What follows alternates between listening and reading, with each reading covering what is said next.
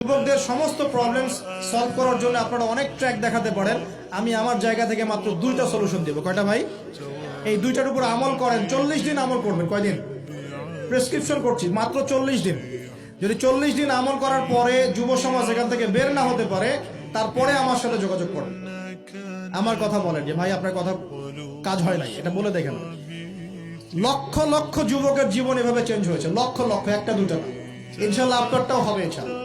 তখন নিঃসন্দেহে এই কথাগুলো লক্ষ লক্ষ কোটি কোটি মানুষের কলিজার মধ্যে আসার করবে ইনশাল্লাহ। আমি জাস্ট 2টা সলিউশন বলবো, অনেক বেশি কথা বলবো না। প্রিয় যুবক ভাই, আপনার সলিউশন এই বেকারত্ব, মাদক, মেয়ের প্রতি আসক্তি, হতাশা, চাকরি না পাওয়া, এই যে ব্যাপারগুলো, পারিবারিক চাপ, তারপরে আপনি মাঝে মাঝে হয়তো একটু এগ্রেসিভলি একটু গুন্ডাগার্দি করছেন, নাউজুবিল্লাহ, এই যে প্রবলেমস গুলা, এগুলো সলভ আপনাকে 2টো জিনিস করবে। এক, আপনি জাস্ট 5টা ওয়াক্ত নামাজ জামাতে পড়ার চেষ্টা করুন। একটা 5 ওয়াক্ত মানে 5 ওয়াক্তই, মানে আপনাকে ফজরে উঠতে হবে, এশার নামাজও পড়তে হবে।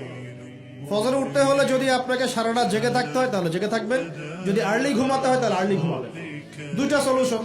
মানে এখন তো অনেকেই রাত চলে যায় 3টা, 3:30, 4টা পর্যন্ত জেগে থাকে, কারণ এখন তো দিন রাত হয়ে গেছে, রাত দিন হয়ে গেছে, তাই না? এটা ক্ষেত্র বিশেষে জায়েজ হতে পারে, কিন্তু সবসময় এটা করা যাবে না।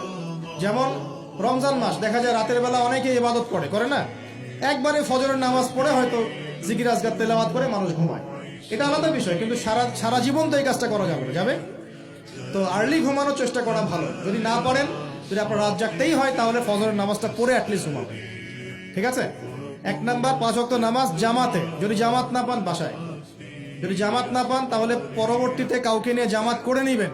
একবারই পান নাই, ঘুমিয়েছিলেন, কোনো সফরও ছিলেন বা ইত্যাদি, আপনি একা হলেও পড়ে নেবেন।